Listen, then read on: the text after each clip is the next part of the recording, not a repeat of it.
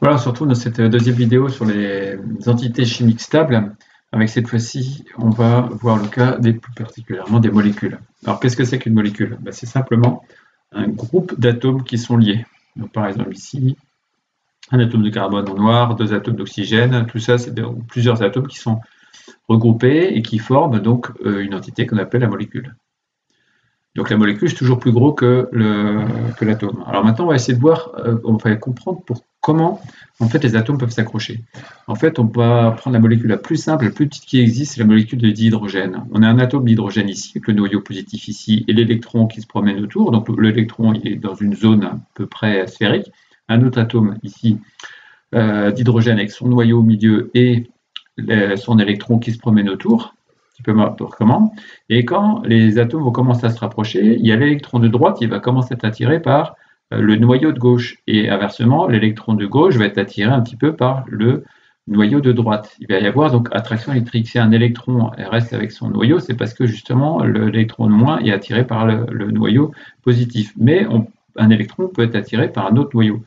Et si on s'approche encore un petit peu, on va avoir finalement les deux nuages électroniques ici qui vont être carrément entremêlés et on va former donc là une liaison qu'on appelle covalente. Et donc les deux atomes vont se retrouver accrochés en fait parce qu'il y a les deux électrons qui se mélangent un petit peu et qui se retrouvent dans une zone qui va fixer un petit peu tout ça. Donc voilà comment on constitue un doublet en fait. Un doublet, c'est la mise en commun de deux électrons, c'est-à-dire une paire d'électrons, c'est pour ça que ça s'appelle doublet, et de deux atomes différents qui deviennent liés. Les deux atomes sont liés parce que chacun a apporté un électron et donc ça a permis de lier tout ça. Donc on va voir un petit peu plus en détail l'explication d'un doublet, d'une liaison covalente dans cette petite vidéo.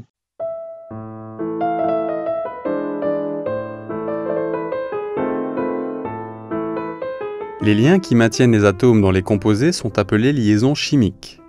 Il y a trois types principaux de liaisons chimiques: les liaisons ioniques, les liaisons covalentes et les liaisons métalliques. Cette vidéo couvre les liaisons covalentes. Les liaisons ioniques et les liaisons métalliques sont présentées dans deux autres vidéos. Les liaisons covalentes sont stables parce que les atomes liés, en partageant des électrons, adoptent une configuration identique à celle des gaz nobles. Ce type de liaison est appelé covalente parce que les atomes partagent leurs électrons de valence. Ceci peut être démontré en utilisant le modèle de Lewis. La molécule de fluorure d'hydrogène, HF, est formée de deux atomes avec une seule liaison covalente. Le fluor a 7 électrons de valence et l'hydrogène en a 1. S'ils partagent 2 électrons dans une liaison, l'atome d'hydrogène a maintenant 2 électrons de valence. Cela lui donne une configuration électronique identique à celle de l'hélium, un gaz noble. Le fluor a maintenant 8 électrons de valence et la même configuration électronique que le néon, un autre gaz noble. Dans le diagramme, nous pouvons remplacer ces 2 électrons partagés par une seule ligne, qui représente la liaison covalente. Il arrive que 2 atomes partagent plus de 2 électrons dans une liaison covalente double ou triple. Un exemple est le dioxyde de carbone CO2. Le modèle de Lewis ressemble à ceci. Le carbone a 4 électrons de valence et l'oxygène a 6 électrons de valence. Le carbone a besoin de 4 électrons supplémentaires pour atteindre la configuration de gaz noble. L'oxygène, lui, a besoin de 2 électrons supplémentaires pour atteindre la configuration de gaz noble. Donc l'atome de carbone doit former 2 doubles liaisons, une avec chacun des atomes d'oxygène. Dans le schéma, nous pouvons remplacer les 2 paires d'électrons partagés par 2 lignes droites, ce qui représente une double liaison. Alors maintenant, la définition de la liaison covalente. En fait, il faut faire la distinction entre doublet et liant et liaison covalente. Il y a une petite subtilité en fait. Donc si on prend une liaison covalente, en fait, ici, en fait, elle est composée de doublets. Donc les doublets sont la composition de liaisons. Et du coup, on peut en avoir de 3 types. On peut avoir liaison simple avec un seul doublet, ou double, ou triple. Donc on va voir ça avec des petits exemples. Ici, liaison simple, comme dans la molécule d'H2O par exemple, l'oxygène ici H, il n'y a qu'une seule barre qui relie les deux atomes. Donc ça veut dire qu'ici, il y a l'atome d'oxygène, il a apporté un électron, et l'atome d'hydrogène a apporté un électron. Et donc les deux électrons se promènent entre les deux, ça permet d'accrocher tout ça. Liaison double, là, comme ici, la carbone et oxygène sont accrochés 2 fois, donc chacun a apporté 2 électrons, pareil de l'autre côté, et une liaison triple. Là, les 2 azotes vont apporter chacun 3 électrons ici, donc ça va faire 3 paires d'électrons, donc ça va faire en tout 6 électrons qui vont permettre de les accrocher. Donc, on va voir ce qu'on appelle la représentation de Lewis du coup. Alors, donc, vous rappelez-vous bien qu'un doublet, c'est représenté par une barre ou un trait. Donc le schéma Lewis représente tous les électrons des couches externes de chacun des atomes de la molécule, à savoir un trait entre 2 atomes, ça représente un doublet liant, c'est 2 atomes qui sont accrochés. Les 2 électrons appartiennent autant à l'un qu'à l'autre, donc ils sont entre les 2 atomes, et c'est ça qui va faire le lien. Et vous avez aussi parfois un trait qui est à côté d'un atome, ça représente un doublet non liant, c'est-à-dire les 2 électrons appartiennent seulement à cet atome-là. Ce n'est pas 2 électrons qui sont entre 2 atomes pour les accrocher. Donc, c'est-à-dire ce sont des électrons de valence qui ne participent pas à une liaison covalente. Alors, je rappelle tout de même que l'électron de valence, qu'est-ce que c'est? Ce sont des électrons qui sont sur la dernière couche. Et donc, quand vous prenez le carbone, par exemple, il a 4 électrons sur sa dernière couche. Ce qui va faire que ces 4 électrons vont pouvoir être le point de naissance de 4 doublets liants. Donc, par exemple, le carbone va pouvoir accrocher 4 hydrogènes, par exemple. Alors, une molécule est stable si dans sa représentation Lewis, chaque atome est entouré soit d'un trait, soit de 4 traits. C'est ce qu'on va voir ici. On va prendre la molécule qu'on a à côté à gauche, là, pour représenter, en fait, qu'est-ce que c'est? On a un oxygène en rouge. Ensuite, il est accroché, on voit un hydrogène. Voilà. Là, on voit qu'il est accroché ensuite à un carbone, qui est accroché à un autre carbone, et le premier carbone de gauche est accroché à 2H. Voilà. Le deuxième carbone, pareil, à 2H, ici. Et enfin, le dernier oxygène en bas à droite, accroché à un hydrogène. Par contre, ce qu'il faut savoir, c'est que les oxygènes, pardon, ils ont 2 doublets non liants. Donc, c'est-à-dire ces 2 électrons qui appartiennent à l'oxygène et qui sont déjà par 2, donc on ne va pas chercher un autre électron ailleurs. En fait, quand vous avez une barre entre 2 atomes, ça veut dire que chaque atome a apporté un électron. Par contre, là, ici, 2 électrons étaient déjà ensemble pour l'oxygène, et donc on ne va pas chercher à accrocher un autre atome, en fait. Et qu'est-ce qu'on peut remarquer? On peut remarquer que soit il y a un trait à côté, que si vous prenez tous les H, il y a un seul trait à côté, un seul trait, ainsi de suite. Donc ça veut dire que là, on a la règle du duet qui est respectée. Duet qui veut dire 2 électrons. Ensuite, si on prend les autres atomes, on voit que l'oxygène, ici, il a 4 traits autour de lui. Le carbone, il a 4 traits autour de lui. L'autre carbone, 4 traits, et l'oxygène, 4 traits. Donc ces 4 traits-là, ça représente 8 électrons. Donc c'est ce qu'on appelle la règle de l'octet. Donc c'est pour ça qu'on a ces 2 cas possibles. Soit il n'y a qu'un seul trait, une seule barre, soit il y en a 4. Donc ça veut dire que soit il y a la règle du duet, soit il y a la règle de l'octet qui est appliquée. Et donc si vous vous retrouvez dans une situation où, par exemple, vous avez comme ceci l'oxygène qui se retrouve avec 2 traits seulement, ça veut dire qu'il y a un problème. Alors du coup, on peut rajouter 2 doublets non liants, on retrouve 4 traits, donc la règle de l'octet qui est bien respectée. Donc ils ont l'impression d'avoir 2, c'est-à-dire duel, ou 8, c'est-à-dire un octet, électrons de valence, c'est-à-dire comme les gaz nobles. Donc ça veut dire que la conclusion très très importante, c'est que les atomes, en fait, veulent ressembler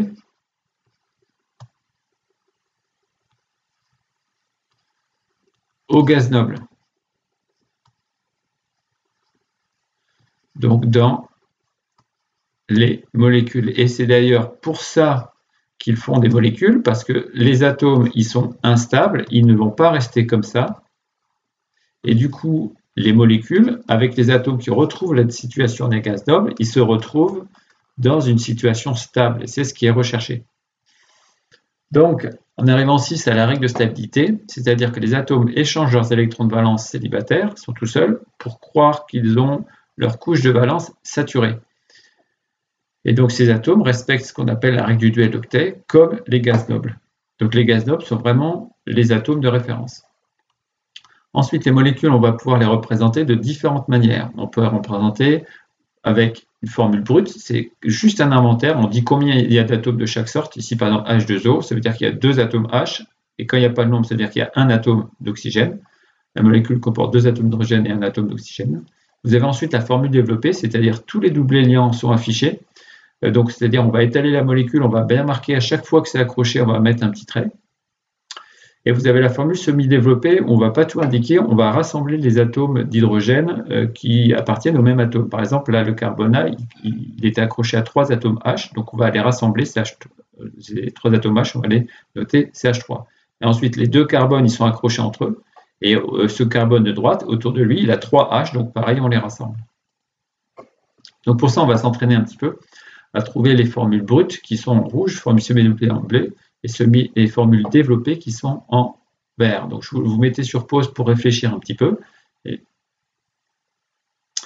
voilà, une fois que vous avez trouvé, on va voir le corrigé. Donc il y avait 2 formules brutes, il y avait 3 formules semi-développées. On voit bien que là, les H ils sont regroupés par 3, par 2, par 3, ici par 3, ainsi de suite.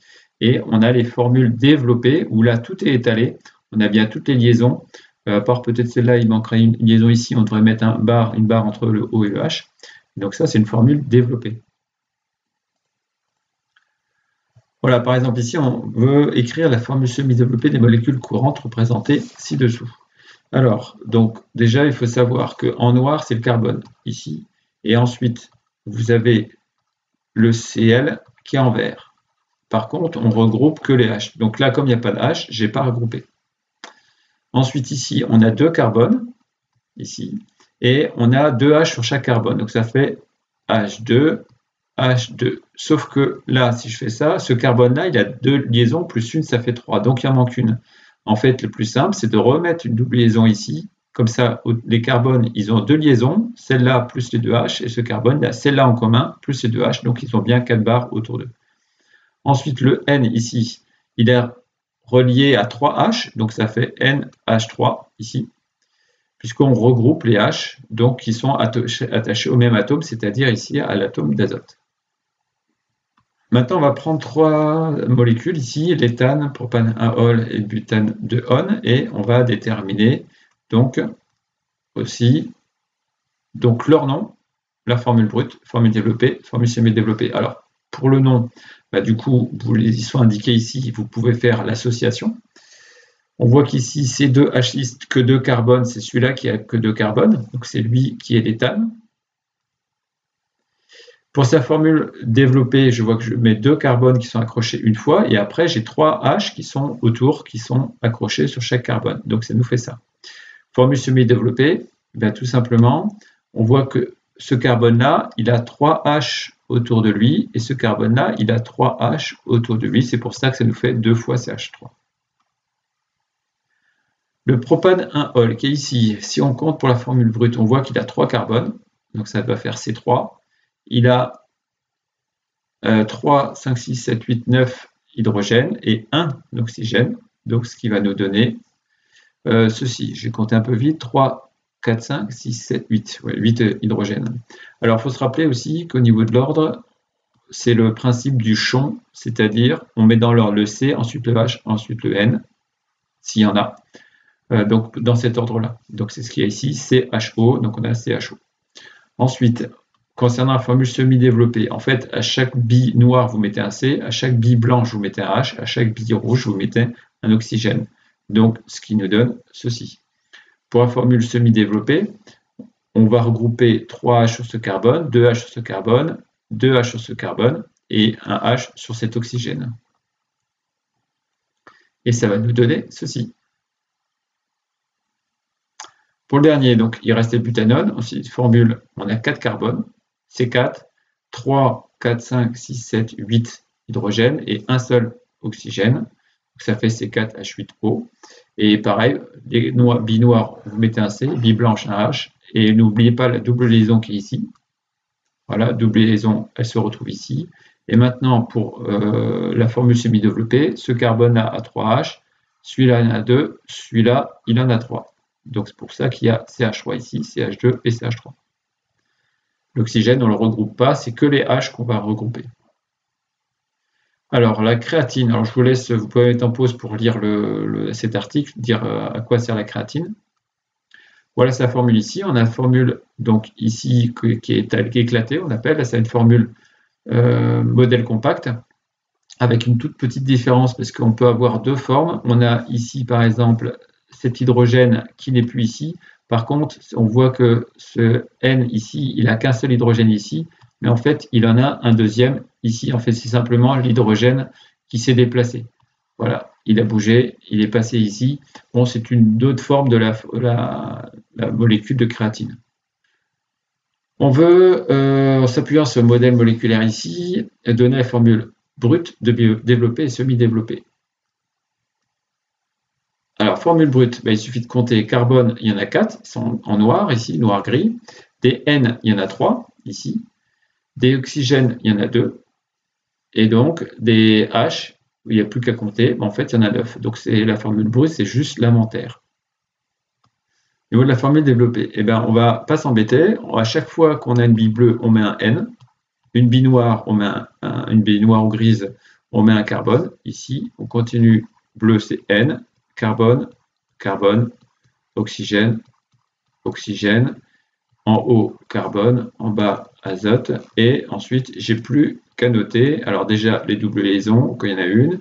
Et j'ai plus qu'à noter ensuite les billes blanches qui sont des H. Attention, il y en a une petite ici qui est un petit peu cachée. Pareil ici, il y en a une qui est un petit peu cachée. On va les mettre toutes les deux en bas, elle sera plus visible. Et j'en ai enfin une pour ici. Donc voilà la formule développée. Ça. Maintenant, la formule semi-développée, il va falloir regrouper. Donc pour regrouper, les H en fait, on va donc repérer les H, comment on va pouvoir les récupérer. Voilà. Par exemple, on a un H qui est ici. On a 2 H sur celui-ci. On a 3 H sur celui-ci. On a 2 H sur celui-ci. Et on a un H ici. Ce qui va nous faire donc un NH2 ici. Le carbone accroché à rien. Le N, pas de H. Au-dessus, on a CH3. En bas, avec double liaison, on a NH. Ensuite, je recommence, je suis au niveau du N, je continue avec un CH2, ensuite j'ai un CO que je ne regroupe pas, et enfin j'ai un OH, le H que je regroupe sur le haut. Voilà, donc là on a la formule développée en haut, et on a la formule semi-développée en bas. Maintenant, concernant les modèles moléculaires, on en a deux sortes. Alors les modèles moléculaires, c'est quoi? C'est des billes de couleur qu'on accroche. Et donc chaque couleur indique donc un atome particulier. Rouge, c'est oxygène. Noir, c'est carbone. Vert, c'est chlore. Bleu, c'est azote. Ensuite, blanc, c'est hydrogène. Donc chaque atome a sa couleur. Et on a ensuite deux types de modèles. On a les modèles compacts et le modèle éclaté. Modèle compact, c'est où les billes sont les collées. Modèle éclaté, c'est où on voit les liaisons. Et donc, parmi tous les modèles que j'ai ici, voilà, ça nous fait les deux catégories. Modèle compact, les billes sont collées. Modèle éclaté, les billes sont écartées mais tenues par des barres en fait, pour donner des liaisons simples ou doubles ou triples. Alors, pour différencier les modèles moléculaires, s'entraîner, voilà, on va faire cet exercice-là. Donner la formule brute de chaque molécule. Alors la première, on voit qu'il y a 3 carbones, donc ça fait C3. Les H, 3, 4, 5, 6. Donc H6 et des O, il y en a 3. Pour celui-là, là il y a 2 carbones, un ici, un en haut, un en bas. Donc ça fait C2. Ensuite des H, il y en a 1, 2, 3, 4, 5 et 6. Donc H6 et un seul oxygène. Au-dessus, on a 3 carbones. Des H, 1, 2, 3, 4, 5, 6. Donc H6 et un seul oxygène. Écrire sa formule semi-développée pour chacune. Alors on y va. Je vais simplement, vraiment bêtement recopier la photo ici. On a au-dessus un CH3. Ce CH3, il a accroché un CH, qui est lui a accroché un OH. Ensuite, je descends, j'ai un C double liaison O. Ensuite, là, j'ai un OH. Voilà. Ensuite, hop, je vais séparer. ici, qu'est-ce que j'ai? Au-dessus, j'ai un C avec 3 H, donc j'ai un CH3. Ensuite, il a accroché un CH2, le C avec 2 H. Et ensuite, il a accroché un OH. Voilà. Je fais un copier-coller, c'est juste les couleurs, je remplace par des lettres. Ici, j'ai un CH3 qui est accroché à un C double liaison O, et ensuite j'ai un autre CH3 à droite ici. Préciser si la représentation est un modèle compact ou un modèle éclaté. Donc, on repère comme ça. Modèle compact, les billes sont collées, c'est ici. Les modèles éclatés, voilà, les billes sont accrochées par des barres, donc c'est la molécule A et C. Donc les différences, tout simplement que modèle compact, les billes sont collées, et modèle éclaté, les billes sont accrochées par des barres.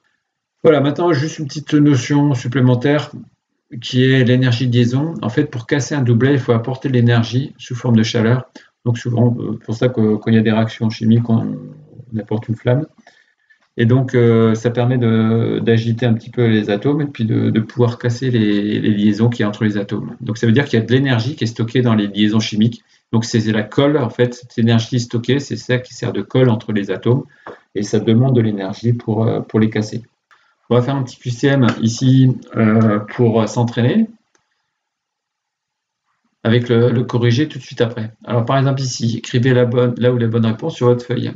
Alors, une molécule est composée d'atomes, une molécule est électriquement neutre, un atome est composé de molécules, un corps composé peut être représenté par une molécule. Donc, n'hésitez pas à faire pause pour voir, pour réfléchir avant de voir le corrigé que j'amène ici. Voilà, une molécule est composée d'atomes, une molécule est électriquement neutre. Question 2. La molécule dioxygène est composée de 2 atomes d'oxygène, sa formule chimique s'écrit. Faites pause. La bonne réponse est O2. Il faut toujours écrire les nombres en indices. La molécule de butane est composée de 4 atomes de carbone et 10 atomes d'hydrogène. Sa formule chimique s'écrit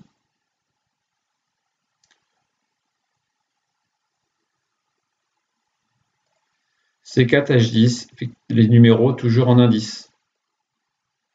La molécule d'ici a pour formule.